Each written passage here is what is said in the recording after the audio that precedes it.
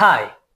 മാരുതി രചനയും സംവിധാനവും നിർവഹിച്ച് 2024 പുറത്തിറങ്ങിയ ഒരു തെലുങ്ക് ഹൊറർ കോമഡി ചിത്രമായ രാജാ സാബ് എന്ന സിനിമയെ കുറിച്ചാണ് ഇന്ന് ഞാൻ പറയാൻ വേണ്ടി പോകുന്നത് കേട്ടോ. പീപ്പിൾ മീഡിയ ഫാക്ടറിയും IVI എന്റർടൈൻമെന്റും ചേർന്നാണ് ഈ ചിത്രം നിർമ്മിച്ചിരിക്കുന്നത്.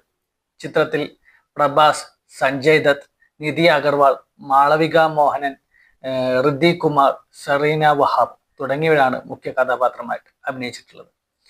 ഈ സിനിമയുടെ മലയാളമാണ് ഞാൻ കണ്ടത്. ഈ സിനിമ എങ്ങനെയുണ്ടെന്ന് ചോദിച്ചു കഴിഞ്ഞാല്, പ്രഭാസ് എന്ന് പറയുന്ന ഈ ഒരു നടൻ എന്തിനാണ് ഇങ്ങനെയുള്ള സിനിമകളൊക്കെ എടുക്കുന്നത് എന്ന് ചിന്തിച്ചു പോകുന്ന ഒരു സിനിമ കൂടിയാണ് ഈ പറഞ്ഞ മൂവി രാജാ സാബ് എന്ന് പറയുന്ന ഈ ഒരു സിനിമ. അങ്ങനെ കുറെ കോമഡി കാര്യങ്ങളൊക്കെ കൈകാര്യം ചെയ്യാൻ നോക്കുന്നുണ്ട്. പിന്നെ ഒരു എന്താ പറയാ, കുറച്ച് ആനിമേഷനും അതുപോലെയുള്ള കുറെ സാധനങ്ങളൊക്കെ കുത്തി കയറ്റിയിട്ടുണ്ട് ഈ സിനിമയിൽ. നമുക്ക് ചെറിയ പിള്ളേർക്ക് ചിലപ്പോൾ ഇഷ്ടപ്പെടുമായിരിക്കും എന്ന് തോന്നുന്നു. എനിക്ക് ഉറപ്പൊന്നും ഞാൻ പറയുന്നില്ല, കാരണം എനിക്കിത് കണ്ടപ്പോൾ നമ്മുടെ ലാലേട്ടന്റെ ഒരു ബാറോസ് എന്ന് പറഞ്ഞൊരു സിനിമ ഇറങ്ങിയിട്ടുണ്ടായിരുന്നില്ലേ, അതിനൊക്കെ ഭയങ്കര ഹൈപ്പ് കൊടുത്ത പോലെ തന്നെ വേറൊരു ഹൈപ്പിലുള്ള ഒരു സിനിമയായിട്ടാണ് ഇത് തോന്നുന്നത്. പോരാത്തതിന് ഒരു 3-4 നായികമാരുണ്ട്, അവർക്ക് വേണ്ടി കുറെ പാട്ട് വെച്ചിട്ടുണ്ട്. പിന്നെ നമ്മുടെ സഞ്ജയ് ദത്തിനെ ഇതിൽ കൊണ്ടുവന്നിട്ടുണ്ട്.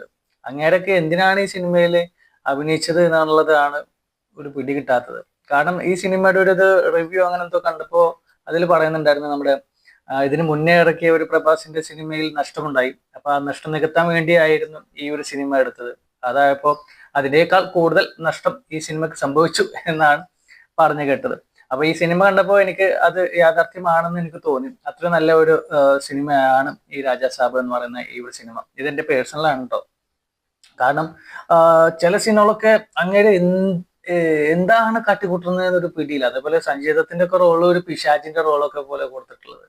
അങ്ങേരൊക്കെ നല്ല അടിപൊളി ക്യാരക്ടർ ചെയ്യേണ്ട ഈ ഒരു സമയത്ത്, അല്ലെങ്കിൽ ചെയ്തുകൊണ്ടിരിക്കുന്ന ഈ ഒരു സമയത്ത് ഇതുപോലുള്ള ഒരു ക്യാരക്ടറൊക്കെ ചെയ്യുന്ന കാണുമ്പോൾ ഉള്ളൊരു വശം ഉണ്ട്. അതുപോലെ പ്രഭാസ് ആണെങ്കിൽ പോലും അങ്ങനെയൊക്കെ പറ്റാത്തൊരു റോളായിരുന്നു തോന്നുന്നു ഈ രാജാ സാബ് എന്ന് പറയുന്ന ഈ ഒരു സിനിമയിൽ കൊടുത്തിട്ടുള്ളത്.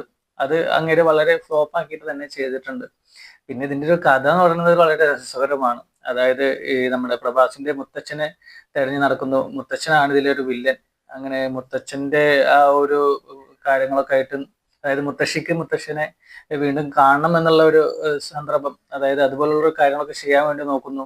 ഈ മുത്തശ്ശിനെ ചതിച്ചിട്ടാണ് ഈ സംഭവങ്ങളൊക്കെ, അതായത് വലിയൊരു രാജകുടുംബത്തിലുള്ള മുത്തശ്ശിനെ കല്യാണം കഴിച്ചിട്ട് ആ ഒരു സമ്പത്തൊക്കെ ആയിട്ട് മുങ്ങുന്ന ഒരു വ്യക്തിയാണ്. പിന്നെ അതിനു വേണ്ടിയിട്ട് കുറച്ച് കൂടോത്രവും കാര്യങ്ങളൊക്കെ ചെയ്യുന്നുണ്ട്. പിന്നെ കുറച്ച് പേടിപ്പിക്കാൻ വേണ്ടിയിട്ട് അവിടെ ഇവിടെ ഒരു ഹൊററിന്റെ കുറച്ച് സാധനങ്ങളൊക്കെ മിക്സ് ചെയ്തിട്ട് ഒരു എല്ലാം കൂടി മിക്സഡ് ആയിട്ടുള്ള ഒരു ഒരു സിനിമ.